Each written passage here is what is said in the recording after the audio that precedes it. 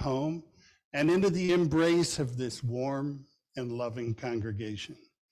I particularly welcome those of you who join us over the internet, and I'm pleased that you found a way to be here. This church and our Unitarian Universalist faith are places of welcome, of sharing, of acceptance, of inquiry, of peace. This is important to us today because it was always important to Eileen Klees.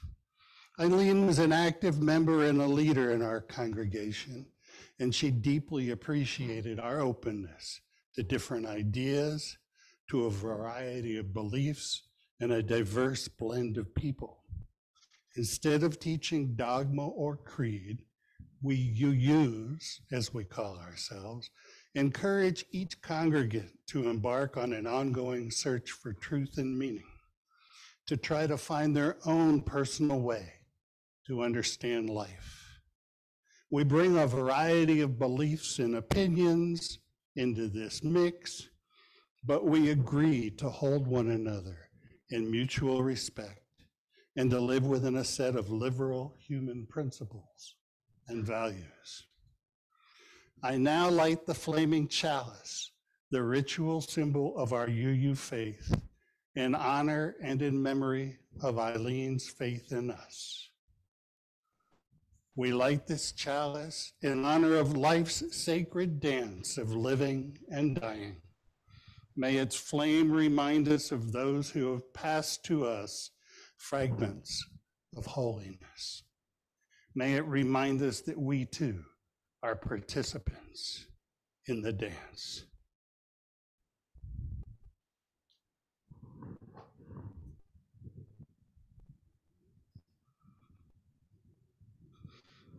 On behalf of Eileen's family, particularly her husband, Charlie, and their sons, Jack, Jonah, and Lyle, I thank each of you for coming here this morning to join in celebrating her life.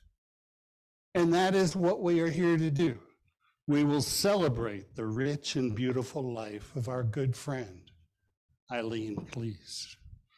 And we honor and appreciate the woman we knew, giving thanks that she touched us. We join in recognizing that each of our lives is better because we knew this wise, passionate, and loving woman. Yes, we share in mourning her death, and we each need to find a way to hold this new reality, the reality that she is no longer of this world we share. But while the story of her lived life is complete, we can continue to carry her in memory and in story, and her legacy will continue as long as her spirit resides in our hearts. As the service proceeds, we hope to share in laughter as well as tears, and most of all, to recognize that we belong here today, together, to share an appreciation of a very good life. Today's service will include remarks from close friends Marcia, a poem by Sister Julie, and reflections from each of Eileen and Charlie's 3 sons. Between these, I will bring some thoughts. We will share in listening to music and join in singing 2 hymns. Music, many types of music, were deeply meaningful to Eileen, and she was a stalwart voice in this church's choir. Now we will hear a lovely rendition of Shall We Gather at the River, as played on harp by Renee Wilson.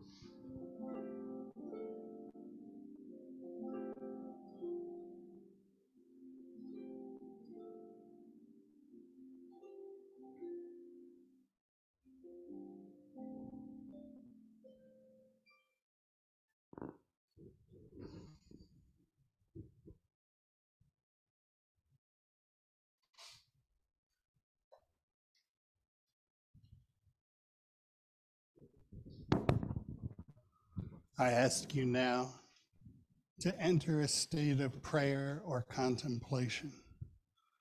Please take a moment to sit, mindfully relax, follow your breathing, and open your body and mind in connection to however you find the spiritual. Source of meaning, spirit of life and love that some of us know as God and some and some know as part of nature. Excuse me. Please know of our love for Eileen Klees, how deeply grateful we feel to have had her in our lives, and how we mourn the emptiness brought by her loss. We are grateful for the many blessings she bestowed, and may we honor her by passing them forward to others. Please help us hold her family in our hearts and minds, and ensure that they don't feel lost or alone. May we learn to hold death before us without fear, without falter, and remember to move forward with the vital task of living now. We shall sit in silence for just a few moments as we each frame our own thoughts or form our own prayer.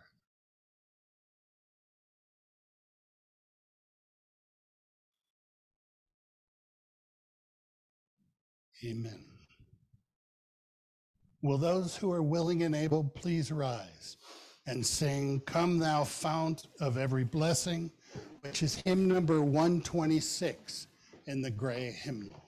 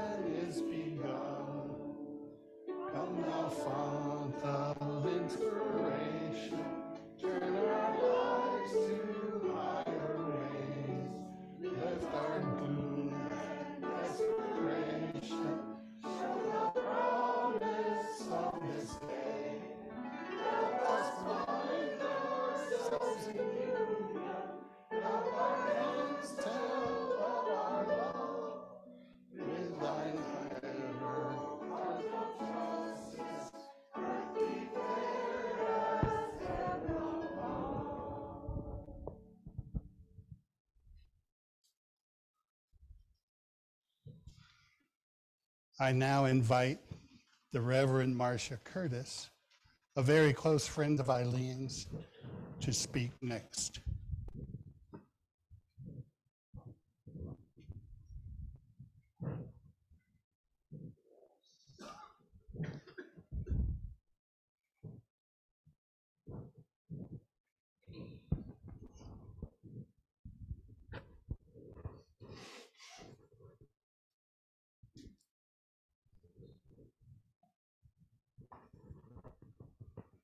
I can't tell you how honored I am to speak today.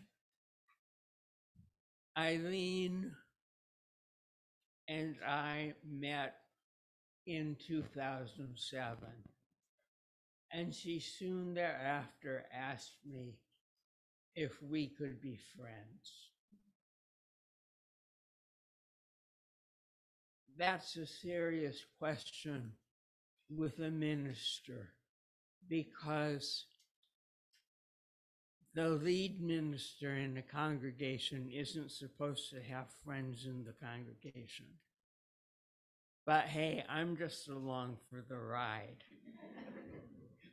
So I was happy to say, yes, I'd like to be her friend.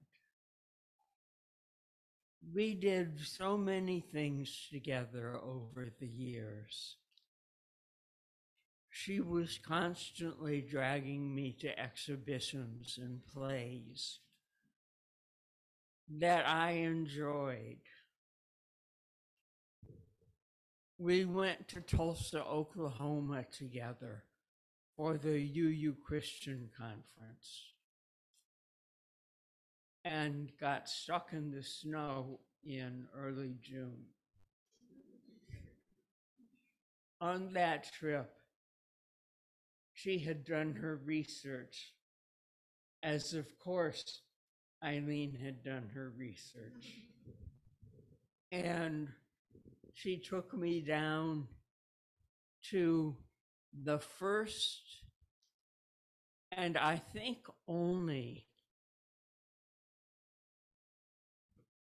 Frank Lloyd Wright skyscraper, which is in a small town in Oklahoma. And it's been turned into a hotel. So we stayed there overnight, and then we went out to see a tall grass prairie, an original piece of tall grass prairie. I was surprised that the tall grass was over my head. But that was Eileen, a combination of culture and faith longing and nature.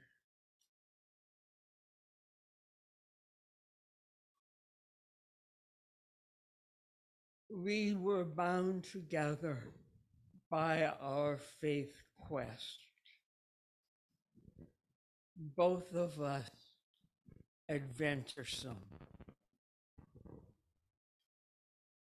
And I was so happy that she finally had her faith tensions resolved shortly before her death, when she had a conversion experience to Christianity.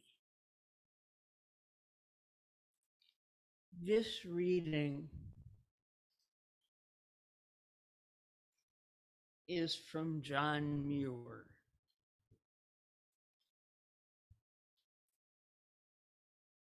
Who was instrumental in starting the national parks. I read it at every memorial service I do, because I think it captures a timeless truth. The rugged old Norsemen spoke of death as heimgang, homegoing. So the snowflowers go home when they melt and flow to the sea. And the rock ferns, after unrolling their fronds to the light and beautifying the rocks, roll them up close again in the autumn and blend with the soil. Myriads of rejoicing, living creatures, daily, hourly, perhaps every moment, sink into death's arms, dust to dust, spirit to spirit. All the merry dwellers of the trees and streams and the myriad swarms of the air, called into life by the sunbeam of a summer morning, go home through death, wings folded perhaps in the last red rays of sunset of the day they were first tried. Trees lowering in the sky, braving storms of centuries. Flowers turning faces to the light for a single day or hour, having enjoyed their share of life's feast, all alike pass on and away under the law of death and love. Yet all are our sisters and brothers, and they enjoy life as we do, share life's blessings with us, die and are buried in hallowed ground. Come with us out of eternity and return to eternity. Our little lives are rounded with a sleep.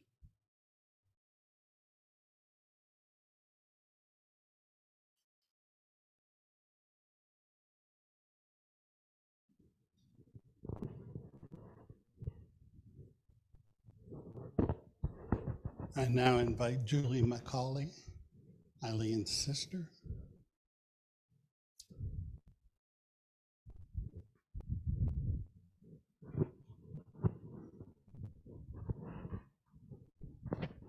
This poem is dedicated to my older sister, Eileen.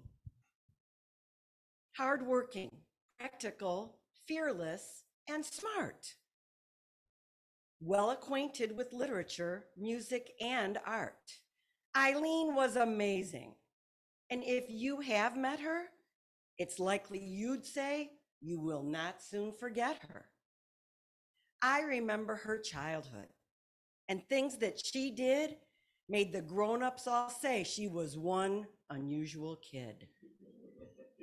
From grade school on up, it was easy to see a successful, determined adult she was. She moved to Chicago, continued in school, then met a nice guy. And being no fool, she got married, had 3 boys, and quick as you please, she was running a golf shop with Charlie Klees.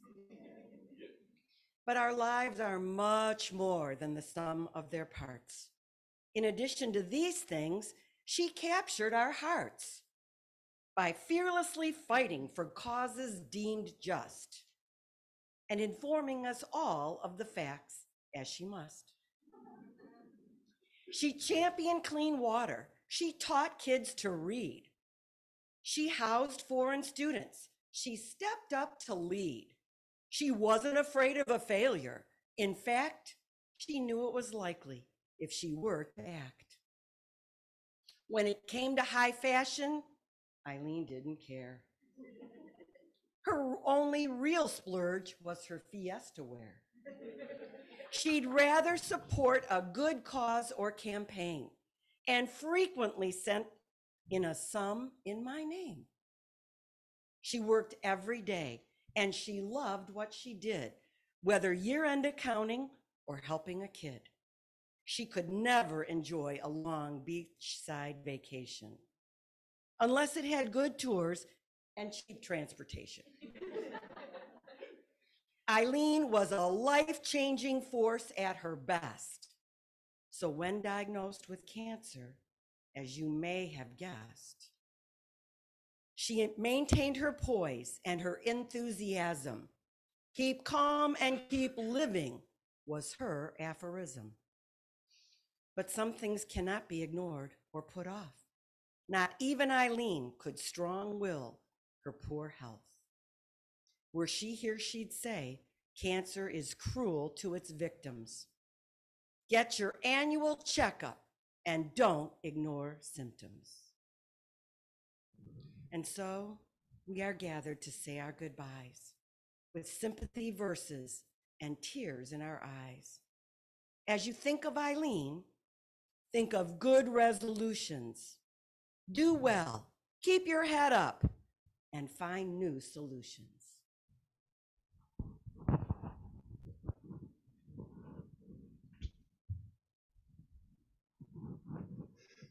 Thank you both.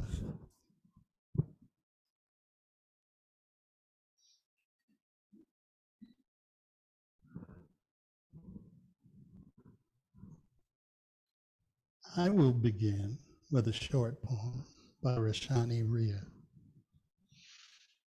There is a brokenness out of which comes the unbroken, a shatteredness out of which blooms the unshatterable. There is a sorrow beyond all grief, which leads to joy, and a fragility out of whose depths emerges strength. There is a hollow space too vast for words through which we pass with each loss, out of whose darkness we are sanctified into being. There is a cry deeper than all sound, whose serrated edges cut the heart as we break open to the place inside, which is unbreakable and whole, while learning to sing. Death can hurt, but our hearts are never really broken, even when they feel that way.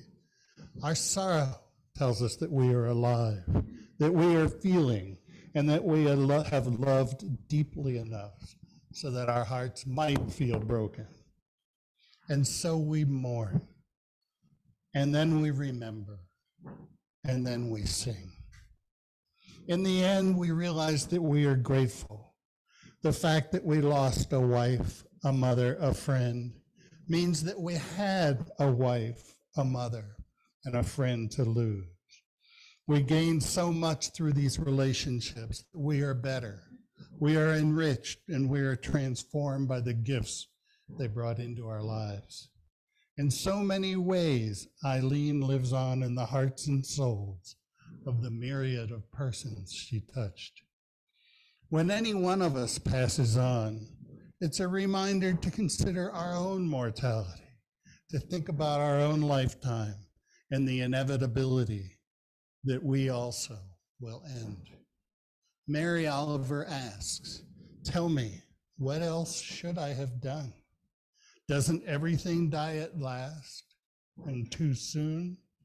Tell me, what is it you plan to do with your one wild and precious life? Eileen Klees was an exemplar of living intentionally and living well. She was a life force, a driven person, a woman who was impossible to ignore. I will leave it to others to tell stories, but I know she cut a swath into and through life during her time. Her insight and persistence are evident in her Caring Bridge journal that Jack started for her to use just after her cancer diagnosis. In her entries, she describes facing cancer head on, always hopeful, yet never denying that the end might be bad. Eileen did not dwell on the unfairness of being sick, and several times claimed that the possibility of death was not a major fear for her. She was afraid of leaving things undone and unresolved, and she did complain about the difficulty the disease and treatments brought into her life, but only because they restricted her ability to live fully in her present. She actively planned to take advantage of the good days, those are her words, expecting that the next round of chemo might knock her out for a while. And she did fill her good days with family and friends, cultural events, food, music trips, forays into nature, and so much more. Her journal could be a how-to guide to model living with cancer. Her attitude stays positive and her ambitions remain large. She was forced to accommodate incapacity and fatigue, but never gave up trying to live her fullest life and worked to be her best self. And she attended to that which was most important to her family and her faith. Regarding her faith, Eileen was forever a seeker. She was a member of the Beverly Unitarian Church for over 30 years, and it provided her a wonderful sense of community that she was unable to find anywhere else. She also held a spiritual need for a relationship with God that took her to many other churches throughout her life. Raised Catholic, she found herself dissatisfied with the church by her mid-20s and proceeded to spend time over the next 40 years at the Quaker Church, the United Church of Christ, and other non-denominational Christian churches, searching for the right spiritual fit. As those of you who followed her Caring Bridge journal know, during the last 6 months of her life, she felt a strong relationship with God and a renewed faith in Jesus. It was her belief that she would be with God upon her passing, and she found comfort in this image. May each of us in our own way find inspiration in Eileen's life. May we learn to accept her death. May we resolve to find peace within ourselves, in our lives. May we stay true to what we know to be important and live through and for our blessings. Eileen Klees lived a good life, a full life. May we do the same. I now invite her sons, I believe starting with Jack, to share their reflections.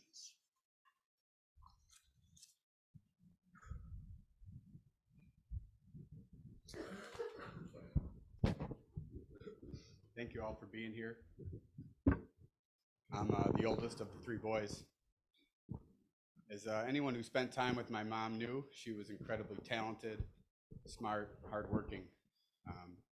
I always thought in another life she could have been a scientist or a doctor, really anything. That wasn't to be in this life. She still had a terrific career as an accountant, as a partner to my dad at the golf shop. But she always told me, and I agree with her, that her true calling was to be a mom. I want to clarify, when I say being a mom, I don't just mean raising my brothers and me. No, she took her talents for being a mom and looked around the world and applied them to everything she could get her hands on. Julie touched on some of these things in her terrific poem earlier, but I want to underscore them here. She volunteered to tutor kids that were from rough neighborhoods that didn't have much support at home. She volunteered to help women coming out of prison who had kids who were in the women's shelter.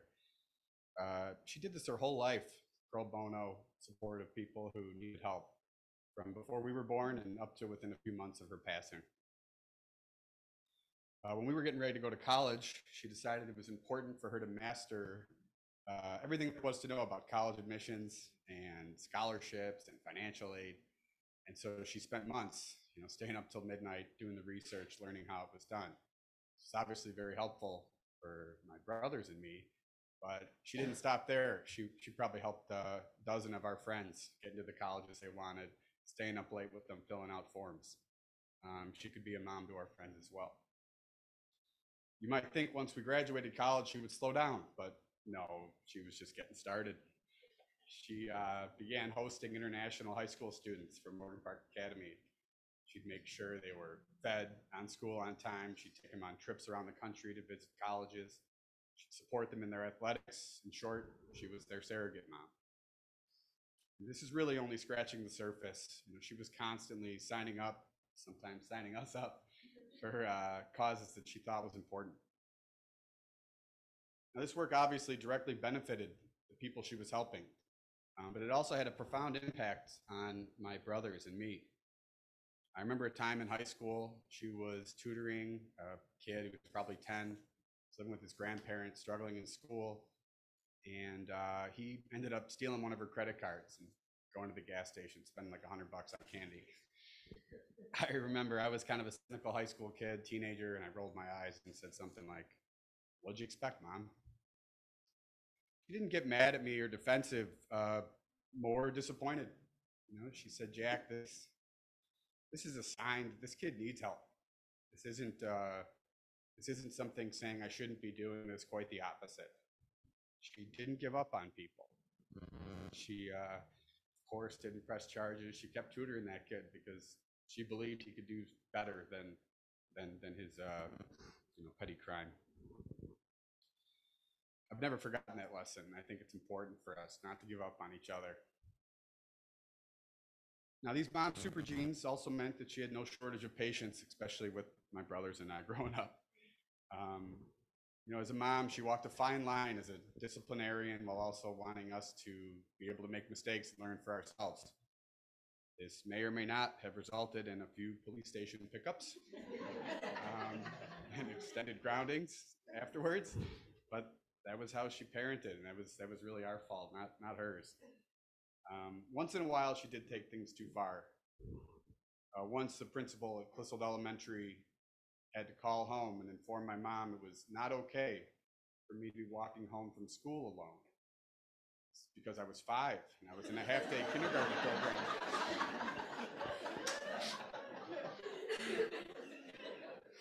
We laugh at these stories now, but I tell you, my brothers and I are so grateful that she raised us to be independent and autonomous at an early age.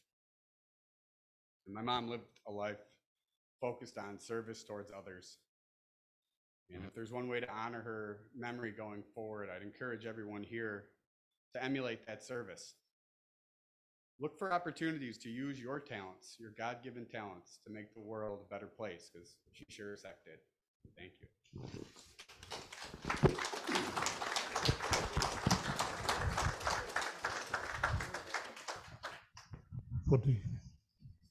Those of you from Beverly Unitarian will know that there's never been an order of service that I can't somehow violate. And there was supposed to have been a musical interlude before Jack, and we'll just stick it in and have an interlude between Jack and Lyle. Renee will be playing on Wings of Song by Mendelssohn, and we are fortunate enough that she'll be joined and accompanied by her husband, Pete.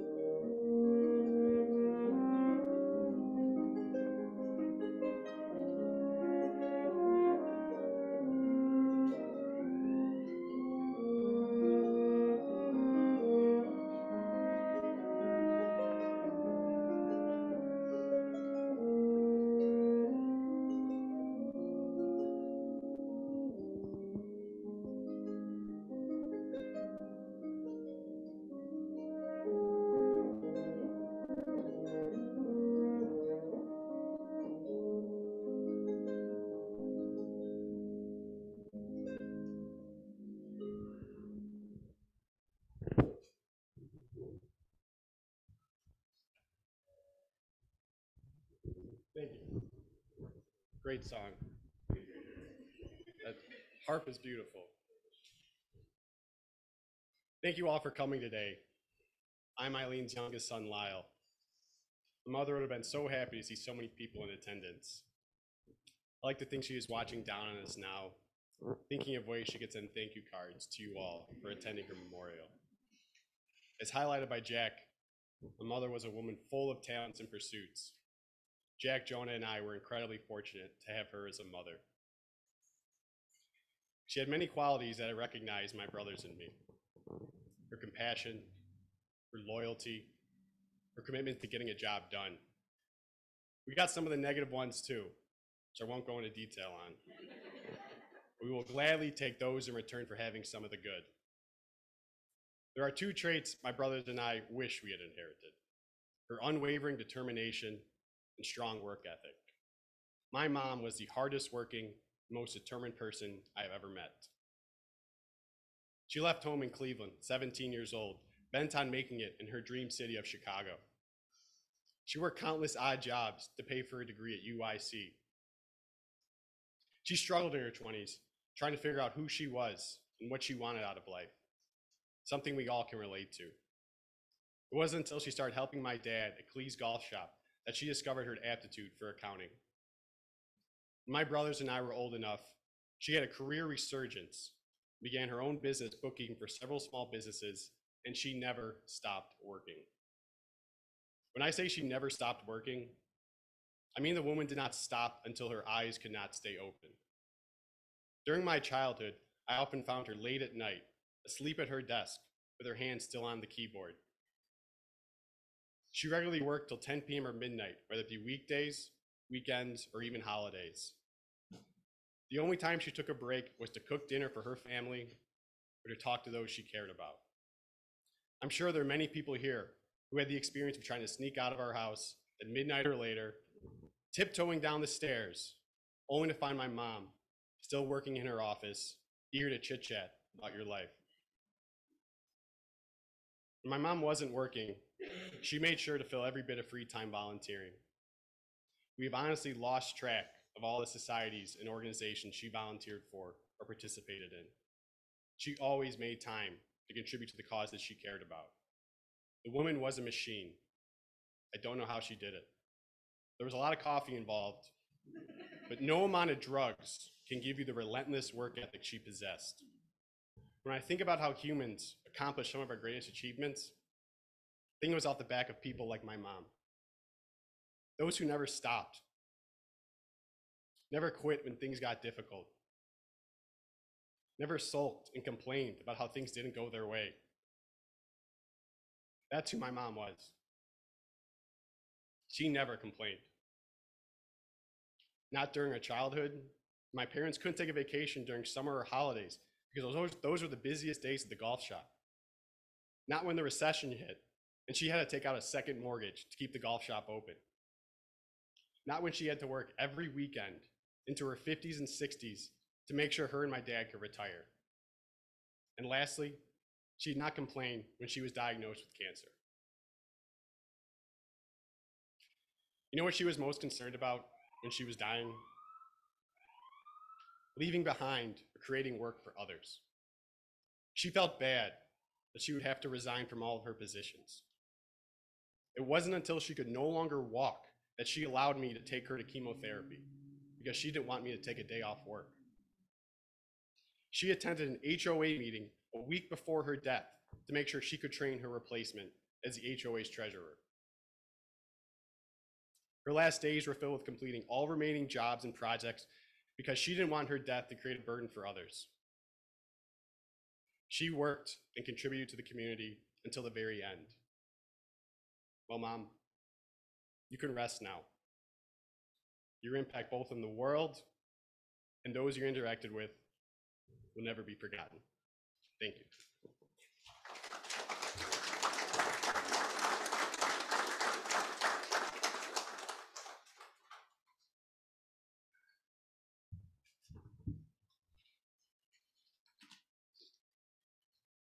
So to reiterate what Lyle and Jack have said, thank you all for coming. It's so great to see how many people come out to celebrate my mom's life. Thank you, everybody tuning in from Zoom. I'm Eileen's middle child, Jonah. Seen a lot of familiar faces these last few days. Some people I haven't seen in many years. Like my mom, I haven't lived in my hometown since high school. She encouraged my brothers and I to get out and see the world. A lot of parents want their kids to stay close after high school, and she pushed us to do just the opposite. So you end up with a kid in Arizona, a kid in Massachusetts, and the last one in Texas for college. Not exactly down the street. And she loved it. She even signed me up for some freshman year outdoor program and made me leave college a week early. Though in retrospect, I'm not sure if that was because she was so excited or she wanted an 18-year-old Jonah Klees out of her house. She also urged us to study abroad. Couldn't imagine passing down that opportunity, and we all had incredible experiences. Jack went to Barcelona, I went to Madrid, Lyle and Eileen went to Prague. She wasn't going to totally miss out on the fun, and she met him out there for a week. Surprisingly, that was her first time leaving North America. It was far from her last. Many of you have undoubtedly had the opportunity to read her blogging or hear stories about her many adventures these past several years. She had a deep love for travel, culture, and arts. My mom was a passionate music fan, especially jazz. My brothers and my middle names are all jazz musicians, which is a fun fact now as an adult, though wasn't that cool in fourth grade to have the middle name Ellington. But we love it now. She and I had a bond over music. I got into music in middle school when you could pirate all the music you could fit on a hard drive. And she would come in and ask, what song is that? Whenever she really liked one. You only get what you give comes to mind. New Radicals. I was always proud when I showed her something new that she liked, and I know she was proud when she got to show me something that I liked. I think about the time she yelled at me for changing the radio station off what sounded like the start of a slow, boring piano song. It was Locomotive Breath by Jethro Tull, Far From Boring. Remains one of my favorite songs to this day because she introduced me to it. She reached out a few months back asking me to give her my honest opinion on Taylor Swift. She didn't trust Jack and Sheila. I told her I was a de facto Swiftie due to my wife Whitney's obsession, and I shared a few songs I thought she might like. She gave them a listen and said, she's no Joni Mitchell. But she admired her years of stardom without the usual drugs, divorces, and drama. She also loved movies. One of her favorite movies was Who Framed Roger Rabbit. She asked me after we watched the movie, I don't know, I was probably 10. Why do you think Roger got Jessica? I said, why? She said, because he could make her laugh. Told me to remember that. She clearly recognized maybe I didn't get the looks of the family, but that didn't have to stop me from far out kicking my coverage when it came to her wife. Another shout out for Whitney. My mom may not have been a comedian herself, but she loved to laugh, and that was one thing I could always make her do. I called her after a Christmas dinner I had at a friend's place a couple years back, where they served canned vegetables. My retelling of the story had her in tears laughing. I leaned on that one multiple times these past few months when she was down. And that's what I'll remember most about my mom, her brilliant smile and laugh. Looking through all these old pictures the last few days, it's been a great reminder of how much joy she had in her life. Even in the tough times down the stretch, you can still get it out of her. Whitney and I spent her last day on earth with her. It was probably the toughest of her life. Yeah, my last memory of her is her drifting off to sleep with a smile on her face. Thank you again, everyone.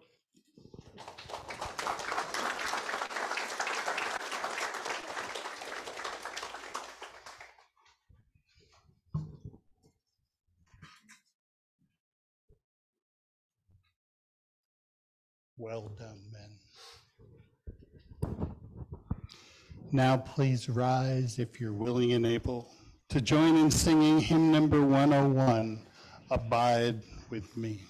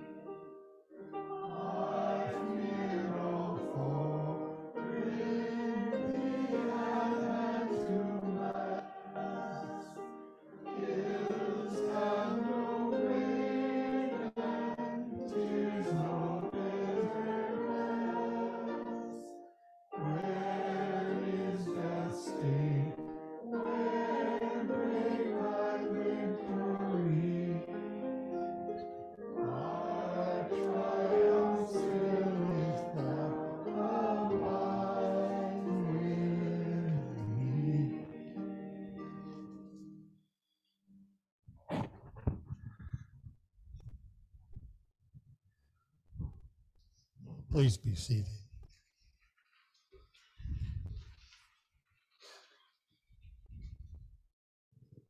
We turn back now to our own lives and should always remember that we do have just this one wild and precious life, and that living it well with grace and caring is the task of each one of us here.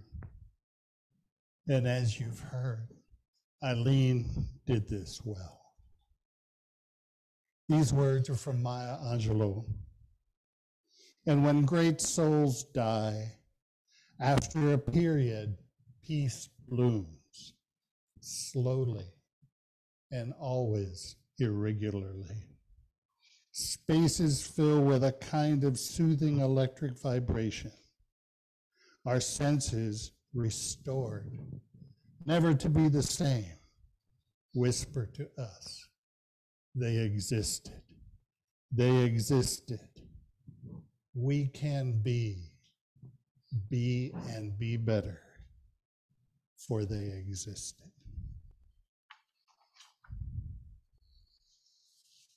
Our closing song is a Celtic song of farewell, performed by Greg Lawler.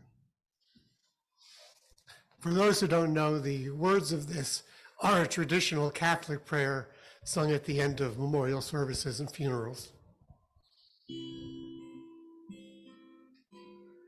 Make wise of angels lead you into paradise, and may the martyrs come to welcome you, to bring you home into the holy city, so you may dwell in New Jerusalem.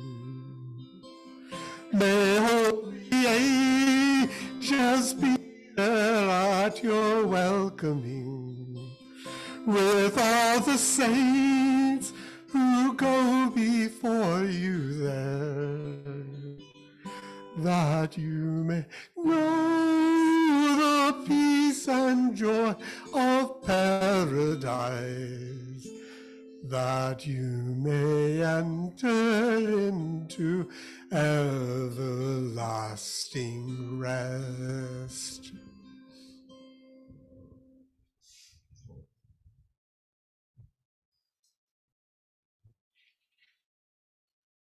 Our service is completed. Go in peace, go in hope, go in grace, go in love, and go with God. And if you are interested, you can go to Bakar for a luncheon with the Klees family. Thank you.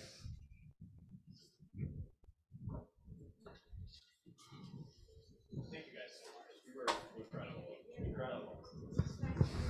Yeah, so we have a luncheon at Baracco's on 111th, just east of Kedzie. We invite everyone to join us, and hope to see you there. Thank you for being here.